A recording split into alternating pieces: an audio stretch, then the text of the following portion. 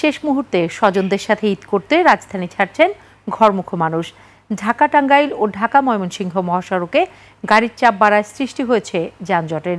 তবে গণপরিবহন সংকটে নেওয়া হচ্ছে বাড়তি ভাড়া। অনেকে গণপরিবহন না পেয়ে যাচ্ছেন বিকল্প পথে। এদিকে পাটুরিয়া ঘাটেও দীর্ঘ যানজটের কবলে পড়েছেন ঘরমুখ মানুষ।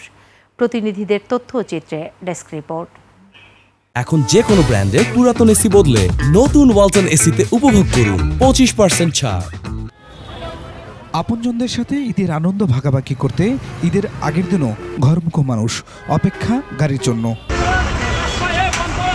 গাজীপুরের ঢাকা টাঙ্গাইল মহাসড়কের চন্দ্রা ও ঢাকা ময়মনসিংহ মহাসড়কের ভোগড়া চান্দনা চৌরাস্তা ধরে যাচ্ছেন উত্তরবঙ্গের মানুষ।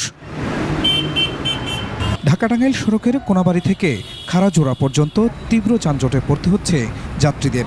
ঢাকা ময়মনসিংহ মহাসড়কের টঙ্গী ভোগড়া বাইপাস ও চান্দনা চৌরাস্তায় যানবাহনের চাপ বেড়ে সৃষ্টি হয় যানজটের। যানজট থাকলেও পথে গাড়ি পাচ্ছেন না অনেকে, পেলেও ভাড়া গুনতে হচ্ছে দ্বিগুণ।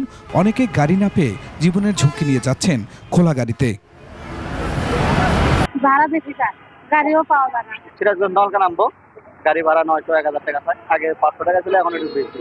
আগে ভাড়া ছিল অনেক 800 থেকে 700, এখন 1500 টাকা 1000 টাকা ভাড়া যাচ্ছে। জামালপুর তো এমনিতে 300 টাকা নেয়, কিন্তু ঈদের জন্য এখন 500 টাকা ভাড়া নিতে হবে। সাভারের নবীনগর চন্দ্রা মহাসড়কেও যানজটের কবলে পড়ছেন যাত্রীরা। এছাড়া বাইপাইল, ইপিজেড, বলিভদ্র এলাকায় রয়েছে উত্তরের যাত্রীদের চাপ। উত্তরবঙ্গগামী পরিবহনের চাপ থাকলেও সিরাজগঞ্জের যমুনা সেতু পশ্চিম পার মহাসড়কে নেই যানজট। ঢাকা থেকে রংপুর বিভাগের প্রবেশপথ মডার্ন মোড়ে আসতেই চরম দুর্ভোগে পড়েছেন যাত্রীরা। তীব্র যানজট থাকায় রংপুর পৌঁছাতে সময় লেগে যাচ্ছে 10 থেকে 12 ঘন্টা। আসছে আমরা চৌরাস্তা গাজীপুর, প্রচণ্ড জ্যাম। কক্সবাজার থেকে রংপুর মডার্ন পর্যন্ত আসতে টোটাল 36 ঘন্টা প্লাস হবে, এই সময়টা আমার লাগছে। ঢাকা সিলেট মহাসড়কও ফাঁকা, রাস্তার উন্নয়ন কাজ চলমান থাকায় ধীর গতি থাকলেও নেই যানজট। রাজবাড়ী, দৌলতদিয়া, পাটুরিয়া নৌ রুটে ফেরি ও লঞ্চে ঘরমুখ মানুষের উপচে পড়া ভিড়।